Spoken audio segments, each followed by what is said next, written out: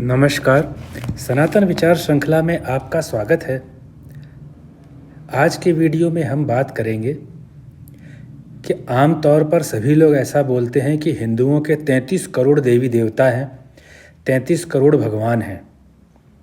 आपको पता है सनातन एक वैज्ञानिक धर्म है। क्या सनातन शास्त्र 33 करोड़ देवी देवताओं को मानने के लिए कहेगा?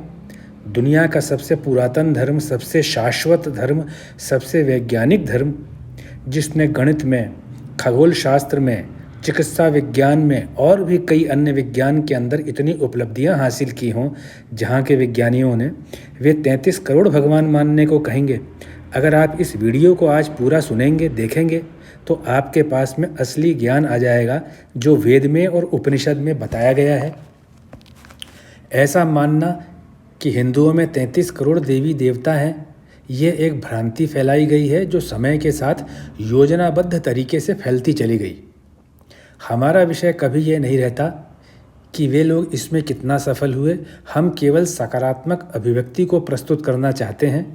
इसलिए इस वीडियो में हम हजारों वर्ष पूर्व लिखे गए वेद के अंश जो उपनिषद में संवाद के रूप में हैं, उसको लेकर आपको सच्चाई से अवगत कराएंगे।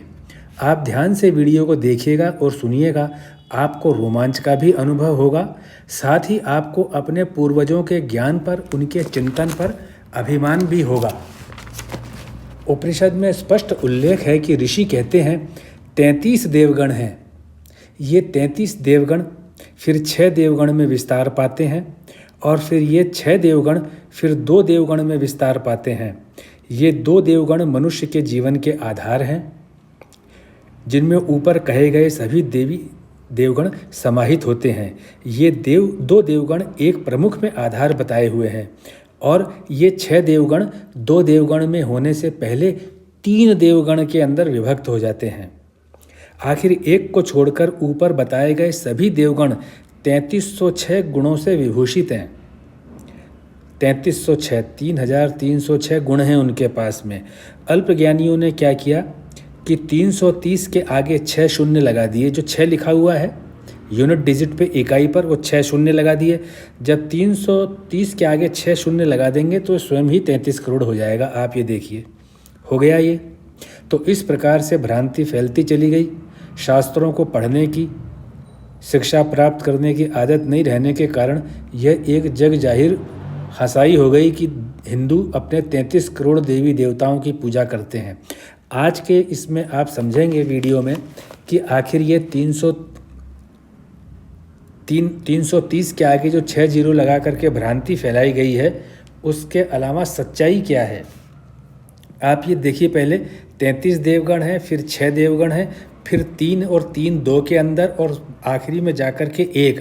जिस प्रकार आप किसी भी विज्ञान को या विषय को पढ़ते हैं तो छोटी कक्षा के अंदर बाहरी चीज़ पढ़ाई जाती है। जैसे जैसे आप बड़ी कक्षा में जाते हैं, सूक्ष्मता की ओर आपकी शिक्षा चली जाती है और बहुत बड़ी कक्षा में केवल उसके आधार, बिल्कुल उसकी बीच के चीज़ में आप पहुंच जाते हैं।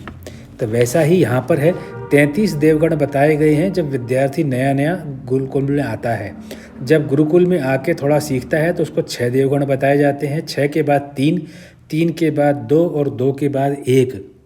आप किसी भी कक्षा के अंदर किसी भी विषय को पूरी गहराई से शुरू करेंगे तो किसी के भी छात्र के या विद्यार्थी के समझ में नहीं आएगा। तो ये क्रम से होता है। अब आप ध्यान से सुनिएगा इसको। जो पहले 33 देवगण की व्याख्या की गई है उसमें 8 वसु, 11 रुद्र और 12 आदित्य हैं। आप देखिए, 12 और 8 20 और 11 31 हो गए। 32वां इंद्र और 33वें प्रजापति हैं। प्रारंभ में इस प्रकार से शिक्षा दी जाती है। फिर इसके बाद में 8 वसु बताए जाते हैं कि 8 वसु कौन हैं। वसु उनको कहा गया है जो दूसरों को अपने में समाये हुए हैं या बसाए हुए हैं, यानी जिनके अंदर लोग बाग वास करते हैं। जैसे अग्नि, पृथ्वी, वायु, ये 3 हो गए। अंतरिक्ष, आदित्य, ये 5 हो गए। स्वर्गलोक, चंद्रमा, नक्षत्र, ये 8 हो गए। ऐसा विश्वास किया जाता है कि इन्हीं में सारा जगत निहित है, इसलिए इनको 8 वसु बताए गए हैं कि ये सब पूजा करने योग्य हैं। अब बात आती है 11 रुद्रों की। ये रुद्र कौन है? जब मनुष्य की मृत्यु होती है तो जिनके द्वारा मनुष्य के शरीर को छोड़ देने से उस मरने वाले के सगे संबंधी रुदन करते हैं यानी रोते हैं, उनको रुद्र कहा गया है। और इन 11 के रहते मनुष्य जीवित रहता है, इसलिए इन 11 को देवगण कहा गया है। ये 11 चीज़ें शरीर से निकल जाती हैं तो व्यक्ति मर जाता है, तो उसके जो सगे संबंधी परिवारजन मित्रजन जो होते हैं, उसके जानने वाले होते हैं, वे उसके मृत्यु पर रोते हैं, विलाप करते हैं। तो इसलिए इन 11 के कारण मनुष्य विलाप करता है, तो इसको रुद्र कहा गया है। इन 11 में 10 इंद्री और 1 आत्मा यानी मन है, तो 8 वसु हो गए, 11 रुद्र हो गए। 12 आदित्य वर्ष के 12 महीनों को कहा गया है, क्योंकि इनमें लगातार परिवर्तन होता रहता है। आप जानते हैं कि चैत्र से फागुन तक हिंदुओं के महीने चलते हैं, तो हर महीना बदलता है, किसी में गर्मी आती है, किसी में बरसात, किसी में ठंड, किसी में कुछ होता है। इन महीनों को आदित्य इसलिए कहा गया है क्योंकि ये महीने बीतते हुए, जैसे जैसे महीने बीतते हैं, मनुष्य के जीवन को लेकर चलते रहते हैं, उसकी आयु देते रहते हैं। मान लीजिए कि 1 महीना पूरा हो गया, तो जितनी आयु 1 महीने से पहले थी, 1 आयु ज़्यादा हो गई, उसकी 1 माह आयु ज़्यादा हो गई।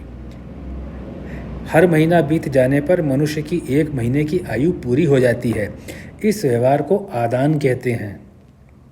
ये आदान उसकी आयु 1 माह की लेकर के प्रदान करते हैं उसको 1 माह का अनुभव, तो ये आदान प्रदान हो गया। तो आदान है इसमें, केवल ये महीने क्या हैं कि आयु ले लेते हैं और उसको 1 महीने का वृद्ध कर देते हैं, या उसको कह देते हैं कि ये 1 महीने का एक्सपीरियंस दे, वो 1 महीने का ज़्यादा उसको अनुभव है, इसलिए इनको आदित्य कहा गया है, इसलिए इनको पूजा जाता है। इंद्र और प्रजापति वेद और उपनिषद में मनुष्य के कर्म करने के बल को इंद्र कहा गया है। कर्म करने का बल एक प्रकार से इच्छा शक्ति से सीधा संबंध रखता है, इसलिए कर्म की प्रधानता मानते हुए कर्म कर सकने की इच्छा शक्ति या बल को भी देवगण माना गया है। कोई व्यक्ति कर्म करने का बल कितना रखता है, इच्छा शक्ति उसकी कितनी है, वह उसको पूजने योग्य है, यानी वो इतना है कि उसको संभाल के रखे और निरंतर उसको बढ़ाए। जब तक उसका जीवन है, कर्म करने की इच्छा शक्ति उसके अंदर जागृत रहनी चाहिए। वेद और उपनिषद में जीवन कर्म प्रधान मानते हुए लक्ष्य को निर्धारित करना, लक्ष्य को प्राप्त करते हुए प्रयासों के साथ भी नियमों का पालन करना, लक्ष्य प्राप्त करने के प्रयास कर रहे हैं उसके साथ साथ नियमों का भी पालन किया जाए, इस व्यवहार को प्रजापति कहा गया है। ये भी एक देवतुल्य है। अगर कोई व्यक्ति बहुत परिश्रम करता है, नियमों का पालन करता है और लक्ष्य प्राप्ति की ओर जाता है, तो जो वो गुण हैं वे भी एक तरह से प्रजापति ही माने जाते हैं। यही सनातन सिद्धांत है, उसकी दार्शनिकता है, और यही दार्शनिकता जो है वह महान है। इसीलिए कहते हैं सनातन सिद्धांत की दार्शनिकता एक महान साधन है मानव जीवन के लिए। ये आपने देख लिया 8 वसु, 11 रुद्र, 12 आदित्य और 1 इंद्र और 1 प्रजापति। यह प्रारंभ में पढ़ाया जाता है गुरुकुल के अंदर शिक्षार्थी को। इसके बाद में आते हैं कि 6 अन्य देवगण। कौन? अग्नि, पृथ्वी, वायु, अंतरिक्ष, आदित्य और स्वर्गलोक, इनको बताया गया है। यह 6 नाम उन 8 वसु में भी है। इनके अलावा चंद्रमा और नक्षत्र है उस वसु में। आप अगर पीछे की तरफ स्लाइड करके देखेंगे तो आपको ये पता चलेगा, वीडियो को पीछे करेंगे तो। यह कहा गया है कि इन 6 में सभी 33 समाये हुए हैं, यानी ये जो 6 देवगण हैं इन्हीं के अंदर 8 वसु, 11 रुद्र, 12 आदित्य, इंद्र और प्रजापति अग्नि, पृथ्वी, वायु, अंतरिक्ष, आदित्य और स्वर्गलोक में समाये हुए हैं। ये इसी प्रकार से है जिस प्रकार हम जीव के शरीर की रचना के बारे में पढ़ते हैं, फिर शरीर के अंगों के बारे में पढ़ते हैं। छोटी कक्षा में ह्यूमन बॉडी पढ़ाया जाता है कि इसकी बॉडी नोज़ है, ईयर है, हेड है, फोरहेड है, फिंगर है, इतना पढ़ाया जाता है। फिर उसके शरीर के अंगों के बारे में पढ़ाया जाता है। फिर अंगों के भी छोटे छोटे जो हिस्से होते हैं उनके बारे में पढ़ाया जाता है। और जब बड़ी कक्षा में विद्यार्थी पहुंचता है तो कोशिकाओं और धमनियों के बारे में, कैपिलरीज़ के बारे में, जो पूरा वेनस सिस्टम है, आर्टेरियल सिस्टम है, उसके बारे में पढ़ाया जाता है। उसके फंक्शन, एनाटॉमी, फिजियोलॉजी पढ़ाई जाती है। उसी प्रकार से मशीन के अंदर भी ऐसे ही पढ़ाया जाता है। आर्किटेक्ट में भी ऐसे ही पढ़ाया जाता है, स्पेस साइंस में भी ऐसे ही पढ़ाया जाता है। तो कॉस्मोलॉजी के अंदर जब खगोल शास्त्र के अंदर आते हैं और वहाँ पे अध्यात्म का विषय पढ़ते हैं तो पहले 33 फिर 6 जिनके अंदर वे 33 है उस तरह से पढ़ाया जाता है। जैसे जैसे शिक्षा का स्तर ऊपर जाता है वैसे वैसे विषय की सूक्ष्मता की ओर जाता है। तो अब उसी उपनिषद में उसी जगह पे 6 आगे जा कर के बताया गया है। पहले 33 आपके समझ में आ गए तो उनकी व्याख्या है, उनकी व्याख्या हम यहाँ नहीं दे रहे। हमारा विषय है कि 33 करोड़ देवी देवता हैं या नहीं, आप ये समझ लीजिए। कौन से जो देवी देवता माने गए हैं वो क्यों माने गए हैं, उनके क्या आधार हैं, क्या रूल है, उस पर हम बात नहीं कर रहे हैं, वरना तो ये वीडियो बहुत बड़ा हो जाएगा। अब जो 3 देवगण जिसके अंदर ये 6 भी हैं, 33 तो 6 में है, अब ये 6 जब आगे पढ़ाई होगी तो इन 3 में है।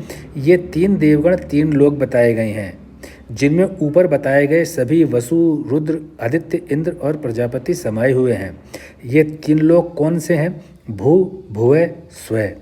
भू से है भूमि यानी पृथ्वी, भुवः से है अंतरिक्ष लोक, स्वः से है स्वर्गलोक। यानी कि जो 6 थे इससे पहले, उस 6 के अंदर से क्या कर दिया गया है कि 6 के अंदर से पृथ्वी, अंतरिक्ष और स्वर्गलोक रखा गया है। अग्नि, वायु और आदित्य को हटा दिया गया है। क्यों? क्योंकि जो आदित्य है उस चीज़ को अंतरिक्ष लोक से संबंधित माना गया है फिर, और वायु जो है वह स्वर्गलोक से माना गया है, अग्नि फिर से अंतरिक्ष लोक से माना गया है। तो इस प्रकार से और सूक्ष्मता की तरफ गए तो 33 से 6 और 6 से फिर ये 3 हो गए।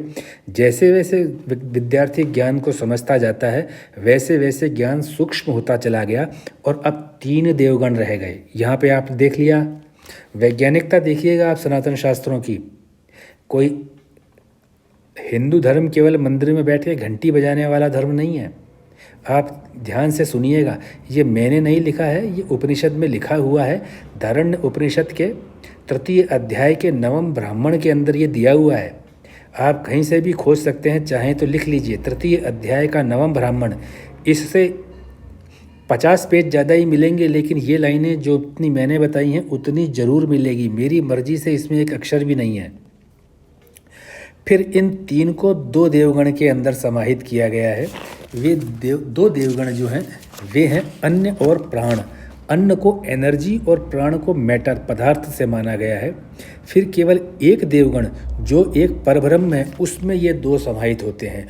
उस परब्रह्म में सभी 33, जिसमें 8 वसु, 11 रुद्र, 12 आदित्य, 1 इंद्र, 1 प्रजापति हैं। फिर 33 से 6 हुए, 6 से 3 हुए, 3 लोक हुए, 3 से 2 हुए एनर्जी और मैटर, क्योंकि एनर्जी और मैटर के अंदर भूमि, स्वर्गलोक और अंतरिक्ष लोक आ गया। अब ये दोनों जो एनर्जी और मैटर हैं ये भी एक परब्रह्म में चले गए जो कि एब्सोल्यूट है। वही परब्रह्म है जो संपूर्ण अनेकों अनेक ब्रह्मांड को अपने में समेटे हुए है। यह सभी उपनिषद में निविद जो विशेष मंत्र है वहाँ कहा गया है। ये निविद के अंदर कहा गया है। आपने समझा कि 33 देवगण की 3306 महिमा बताई गई है, 3306। यहाँ पे 330 को तो ऐसे ही रहने दिया गया, 6 की जगह 6 शून्य लगा दिए गए और दुनिया को बता दिया गया कि 33 करोड़ देवी देवता मानने वाला ये धर्म है। इस वीडियो में हम केवल इतना बताना चाहते हैं कि वेद जो कि विश्व के सबसे पुराने शास्त्र माने जाते हैं वहाँ भी 33 देवगण बताए गए जो बाद में 6 देवगण में समाते हैं। ये 6 देवगण फिर 3 देवगण में समा जाते हैं, फिर ये 3 देवगण 2 देवगण में समाते हैं और फिर 2 देवगण एक परब्रह्म में समाते हैं जिनको ईश्वर या भगवान कहा गया है। सनातन शास्त्रों में चिंतन के द्वारा इतनी विस्तृत व्याख्या की गई है जो कि अद्भुत है। इसके अलावा जो 1.5 देवगण वायु को कहा गया है, 1.5 आप खुद सुनिए, 1.5 कोई संख्या होती है किसी को नापने की, इसका एक अलग अध्याय है, मैं वहाँ पे नहीं डिस्कस करूँगा। लेकिन आप में से कोई ये ना कहे कि हमने पढ़ा है कि 1.5 देवगण वायु को कहा गया, बिल्कुल सही है, ऐसा लिखा हुआ है, सामने है। और वायु के लिए एक विशेष शब्द अद्य धनोर्थ भी इस्तेमाल किया गया है, जिस शब्द का अर्थ होता है फलना, फूलना, फ्लरिश करना, लेकिन इसका समझाना विषय से बाहर है। इसका यहाँ समझाना विषय से बहुत बाहर है। वायु को डेढ़ इसलिए कहा गया है, मैं मोटे तौर पे बता दूं, कि यह जीवन को चलाती है, पूरी क्रिया करती है। श्वास का अंदर लेना, श्वास का बाहर जाना, अंदर जाने वाली श्वास को प्रदान करना और बाहर जाने वाली श्वास के लिए अपनी जगह बना देना। लेकिन फिर भी ये दिखाई नहीं देती है। होना, क्रिया करने का तो एक अंक है, होने का इसको नहीं दिखाई देने के कारण आधा अंक है, तो डेढ़ हो गया ये। इसको डेढ़ कहा गया है। ये चीज़ मैंने केवल यहाँ बोली कि कोई प्रश्न करें कि साहब आपने आधा बोला, हमने पढ़ा है कि डेढ़ देवगन 1.5 वायु का आपने डिस्कस नहीं किया, तो मैं यहाँ बता दूँ इसको अध्य धनोर्थ कह करके बताया गया है, जिसका अर्थ होता है फ्लरिश या फलना फूलना। इस प्रकार भारतीय शास्त्रों में केवल एक ईश्वर की मान्यता है जो सबको समेटे हुए है, लेकिन केवल एक ईश्वर है इतना कह कर के ही विद्वान ऋषि चुप नहीं हो गए। उन्होंने इस विषय पर भी चिंतन किया और अपने अद्भुत और महान चिंतन को आने वाली पीढ़ी को संभाल कर सौंपा। हम सभी को उन महान चिंतकों के प्रति कृतज्ञ होना चाहिए। मैं आपको फिर बता दूं, सनातन शास्त्र पूर्ण वैज्ञानिकता के ऊपर हैं। इनके अंदर कपोल कल्पना या केवल लिख दिया ऐसा कुछ भी नहीं है। ये एक अलग बात है कि हम सनातन शास्त्रों को पश्चिमी देशों के मुंह के ऊपर सुनते हैं। वे बोलते हैं तो हम हमारे कान में डालते हैं। हम समझते हैं कि जब तक ये उदाहरण पश्चिमी देश स्वीकार न करें, ये उदाहरण स्वीकार करने लायक नहीं है। ऐसी बात नहीं है। वे इस ज्ञान को लेकर के प्राप्त जितना करना था वे प्राप्त करते हैं। वंचित रहते तो हम ही लोग हैं, हमारे ही पूर्वजों की देन, हम उससे वंचित हैं। यह वही बात हो गई कि खेत तो हमारे पिताजी का, हमारे दादाजी का है, और फसल कोई तीसरा जोतता है और वही खाता है, और केवल इतना हमें बोल देता है कि आपके दादाजी के खेत में जो गन्ने होते हैं बहुत मीठे होते हैं, आपके दादाजी के खेत के अंदर जो आम उगता है बड़ा स्वाद वाला होता है, और हम उसमें प्रसन्न हो जाते हैं, जबकि खेत के स्वामी हम हैं। क्यों? क्योंकि हमने उस तरफ ध्यान नहीं दिया। हमने उस खेत के अंदर हल लेकर के कभी पैर नहीं रखा। हमने उस खेत में कृषि को समझने का प्रयास नहीं किया। लेकिन ये जो आपके सामने आज मैंने शास्त्र प्रस्तुत किया है, आप विश्वास कीजिए इसको पढ़ने में, छांटने में और इसको इतने बड़े विस्तरण को छोटा करने में बहुत प्रयास लगता है। मैं केवल आपसे इतनी ही उम्मीद करता हूँ कि आपको इस वीडियो को 1 बार, 2 बार, 3 बार सुनिए, आपको आनंद आएगा, आपको गर्व होगा, आपको अभिमान होगा अपने पूर्वजों के चिंतन के ऊपर, उनके प्रयासों के ऊपर और उनके बुद्धि के स्तर के ऊपर कि कितने महान थे हमारे पूर्वज। और अगर आपको उचित लगे तो अपने मित्रों से, अपने परिवारजनों से इस चीज़ को शेयर भी कीजिए, या आप किसी भी ऐसे वीडियो को शेयर कीजिए जो कहीं से भी आपको मिलता है, जो कि आपको आपके शास्त्र, आपके पूर्वजों के द्वारा लिखे गए शास्त्र का अनुमोदन पूर्ण रूप से करता है। मैं अंत में इतना ही कहूँगा कि आप लोग मेरा वीडियो देखते हैं, अपना बहुत कीमती समय देते हैं। मैं आपको इसके लिए बहुत बहुत धन्यवाद देता हूँ।